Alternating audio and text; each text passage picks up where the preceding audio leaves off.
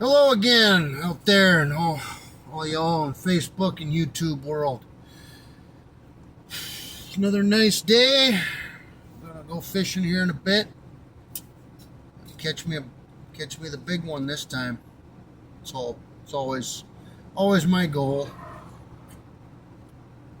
to shoot for. Anywho, I want to talk about the recent events that have been happening in the news in the last couple weeks. I want to summarize some of the deaths of these celebrities, especially one, Hulk Hogan, Terry, whatever his birth name was. It was Terry something. Interesting thing. Um, well, as well as talking about that community down in Arkansas, the northern part of Arkansas, Missouri, Arkansas, down there, Ozark region. Um, you know, I want to just say about old Hogan. Um,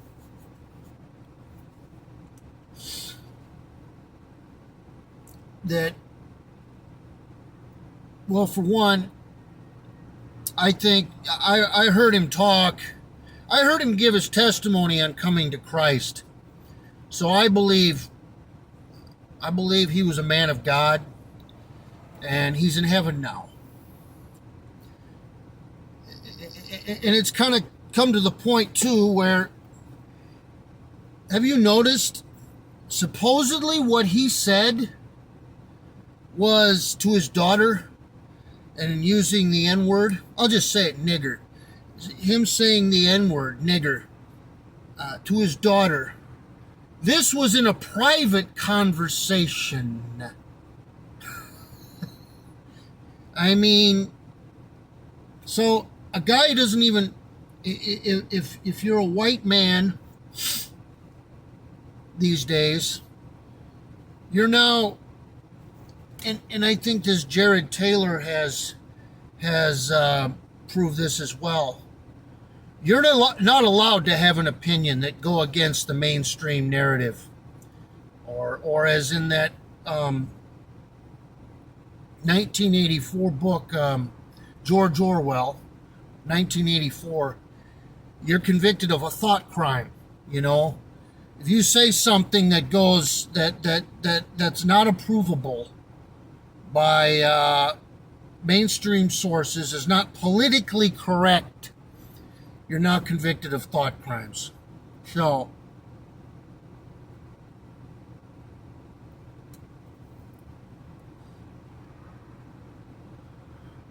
that's now where we're at in the year 2025. And even apologizing isn't enough, because Hogan apologized, but he still has got all these self-hating whites and woke pro-blacks that are cheering his death on social media, saying it was a good thing. Can we imagine? We've got to go with the double standard here. Can we imagine if it was a black celebrity who died, like we'll just say Samuel L. Jackson, who died, and there are a bunch of white people that cheered his death?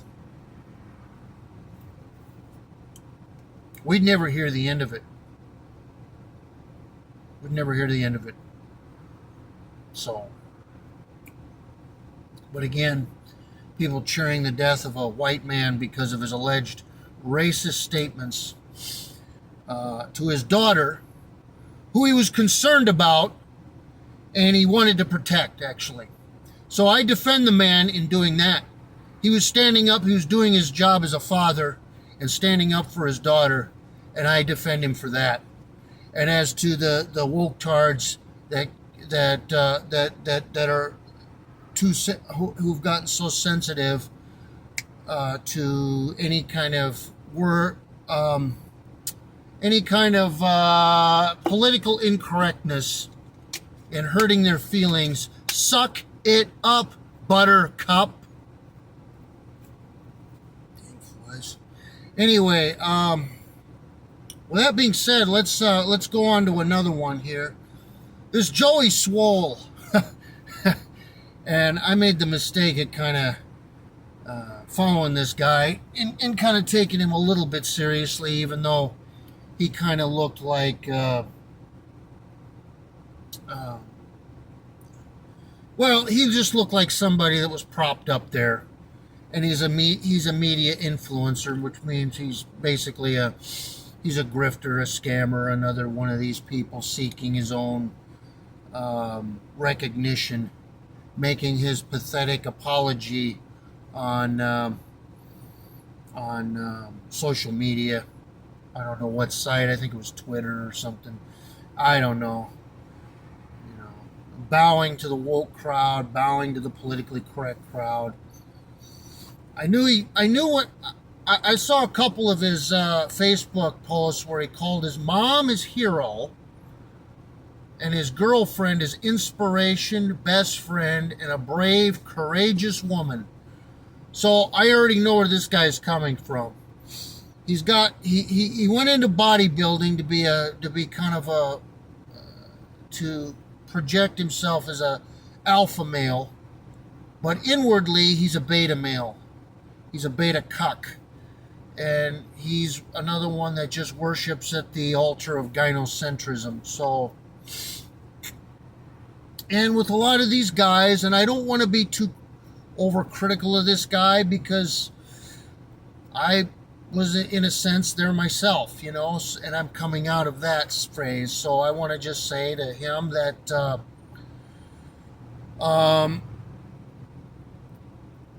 well, I hope he wakes up and sees what's really happening and sees himself for who he really is. And Joey now, I guess, has said he's done apologizing and he's going to go back to his old stuff of critiquing gym culture and trying to make it better. But Joey's just one of those beta cucks he's going to be wavering on his views. One day he's going to be in, one day he's going to be out. One day he's going to be apologizing and groveling, then the next day he's done. And he's got no backbone. He's kind of just a guy that, you know, he's a blue pill. How about that? And he's lost. So, in concluding this video, I want to talk about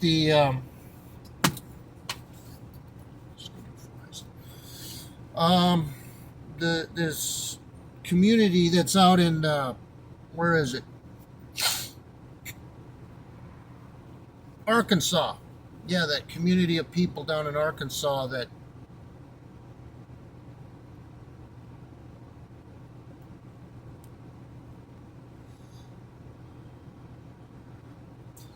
want to make whites a whites only community, whites only town.